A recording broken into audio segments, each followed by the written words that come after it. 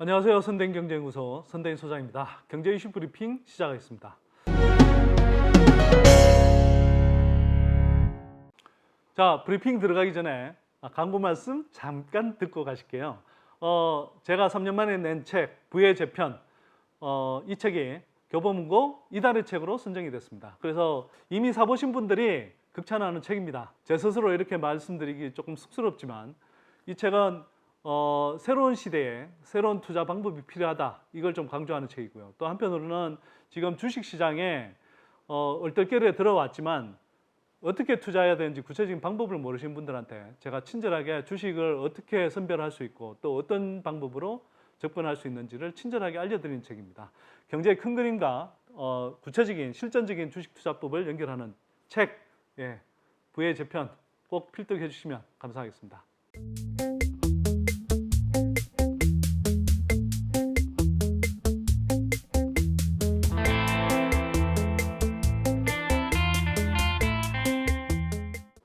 자, 최근에 미래통합당의 윤희숙 의원이 대정부 질의한 내용이 굉장히 좀 화제가 됐다고 하죠.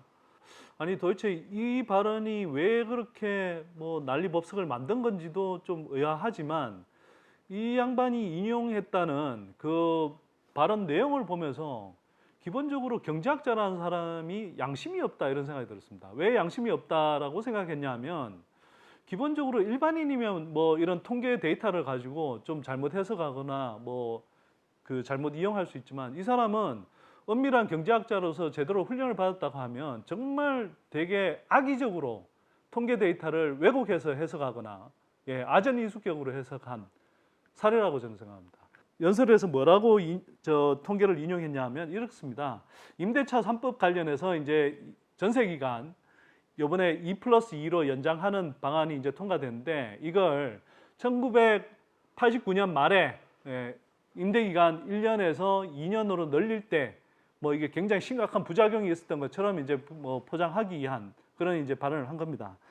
표현은 이렇습니다. 제가 직접 읽어드리면요. 30년 전에 임대계약을 1년에서 2년으로 늘렸을 때 그 전해인 89년 말부터 임대료가 오르기 시작해서 전년 대비 30% 올랐습니다. 그리고 1990년은 전년 대비 25% 올랐습니다.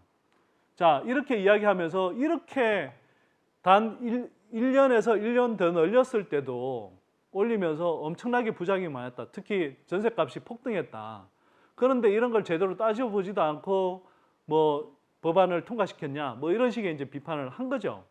근데 여러분, 이거 자체가 제가 볼 때는요, 굉장히 어떤 배경 설명 없이 이렇게 인용하는 것은 사실 진짜 양심불량입니다. 그래프에서 보시는 것처럼 여러분 1987년부터 90년대 초까지는, 90년 초반까지는요, 우리가 경제가 고성장하던 단계입니다. 그러니까 한 해 평균 경제 성장률이 10%가 넘었고요. 87년부터 89년까지 단 3년 동안 가계소득이 65%가 늘어났습니다.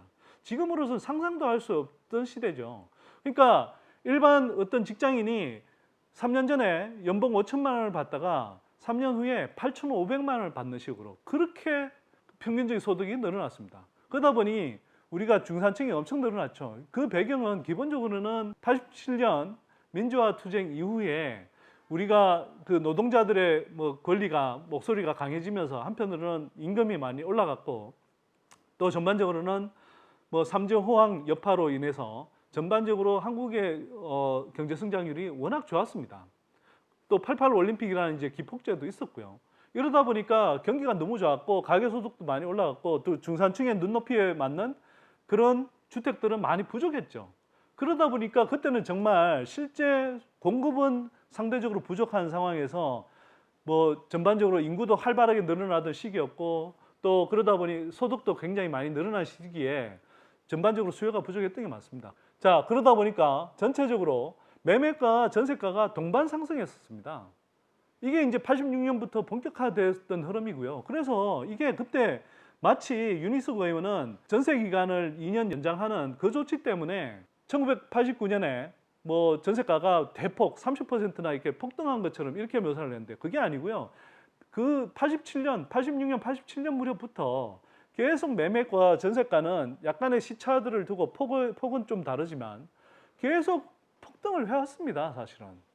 그리고 이것 때문에 사실은 이걸 제어하기 위해서 그때 이제 주거난이 너무 심각해지고 특히 세입자들이 막 쫓겨나는 현상들이 생기기 때문에 노태우 정부가 89년 말에 이 전세 기간을 2년간으로 연장하는 이 법안을 통과시킨 겁니다. 자, 근데 그 결과가 어떻게 됐냐? 사실은 딱 2달 영향이 있었습니다. 그 폭이 어느 정도였느냐? 89년 12월에 4.1% 뛰었고요, 전세가가. 90년 1월에 14.4% 뛰었습니다. 그리고 나서는 그 다음 달부터는 그냥 한 2%대 상승으로 줄어들더니 그 이후로는 오히려 전세가가 안정이 됐어요. 그래서 그래프에서 보신 것처럼 오히려 89년 말까지 되게 가파르게 뛰다가 그 이후로는 전반적으로 93년, 4년 이럴 때까지 계속 전세가가 되게 안정이 됐습니다, 상대적으로. 예전 같으면 정말 이제 빚내서라도 집을 살 수 있는 그 집을 사려고 했던 그런 사람들이 전세 수요로 그냥 안주를 하면서 상대적으로 이 주택 매수 수요가 줄어든 겁니다. 그러면서 어느 정도 시간이 지나면서 91년 4월 정도부터는 오히려 주택 매매가도 안정되는 효과를 나타냈습니다. 물론 전세가 안정 또는 전세 주거가 안정이 됐다는 것만으로 집값이 떨어졌다 이렇게 제가 속단해서 말씀드리지는 않지만 이른바 전세 시장 안정이 매매가를 안정시키는 데도 상당한 기여를 한 건 사실입니다. 자, 이런데도 불구하고 윤희숙 의원이 표시한 것은 아까 말씀드린 대로 이게 매매가는 상관없이 전세가만 폭등한 것처럼 이야기했고 그 부작용이 한두 달에 걸친 게 아니라 89년에 전세가 상승 그리고 90년에 전년 대비 전세가 상승을 전세기간 2년 연장 때문인 것처럼 이렇게 표현을 한 거죠. 이건 제가 볼 때는 학자로서 굉장히 양심불량입니다. 그리고 통계를 굉장히 악용한 전형적인 사례인 거고요. 그런 면에서 굉장히 비판을 받아 마땅한 그런 발언을 한 겁니다. 자, 그런데 이런 발언에 대해서 언론들은 비판을 하기는커녕 그리고 팩트 체크를 제대로 하기는커녕 오히려 기득권으로 똘똘 뭉쳐서 이 정파적인 관점에서 윤희숙 의원을 막 칭송하는 그런 분위기들을 지금 조중동을 비롯해서 경제지들에서 대규모로 이렇게 쏟아내고 있는 거죠. 저는 보고 있으면서 진짜 서글픈 게요. 기본적으로는 이런 팩트 체크도 제대로 하지 않는다. 그리고 언론들이라는 게 이런 팩트 체크와 상관없이 기본적으로 자기네들이 옹호하고자 하는 그런 기득권 이익구조, 예를 들어서 건설업체 분양 광고 따먹으려고 하는 거, 또 부동산 가격 오르는데 이렇게 투자한 많은 그런 구독자들을 지키기 위해서 그런 데 영합하는 그런 방향으로 계속 보도를 하고 있는 거 진짜 서글픕니다. 이거는 보수 진보를 가려서요. 딴 게 아니라 윤희숙 의원도 저는 양심불량이라고 생각하지만 기본적으로는 조중동이나 경제지 같은 그런 기득권들도 저는 진짜 양심불량이라고 생각합니다. 언론이 기본이 안 돼 있는 거예요. 그래서 이런 면에서 비판받아 마땅한 거고요. 여러분들 좀 꼭히 명심해 주셔야 될 것은 저는 이렇게 생각합니다.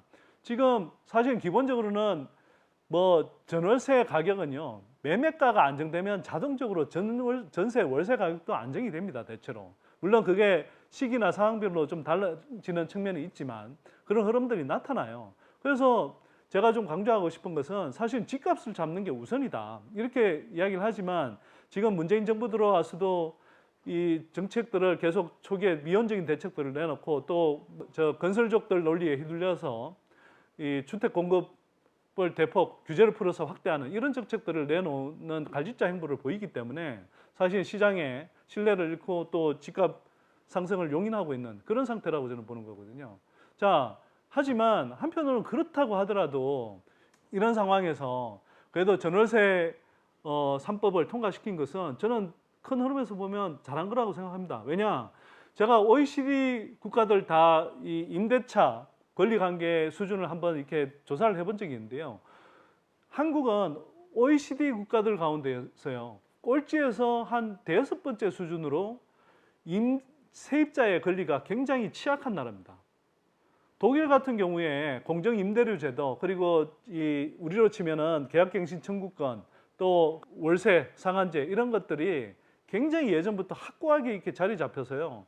물론 독일 같은 경우 경기가 상대적으로 활성화되고 하면서 매매가 부동산 가격이 최근에 와서 꽤 다른 나라들에 비해서 오르기도 했습니다만 전반적으로는 오랜 세월 동안 가장 주택 시장을 안정시켜온 나라이기도 하거든요.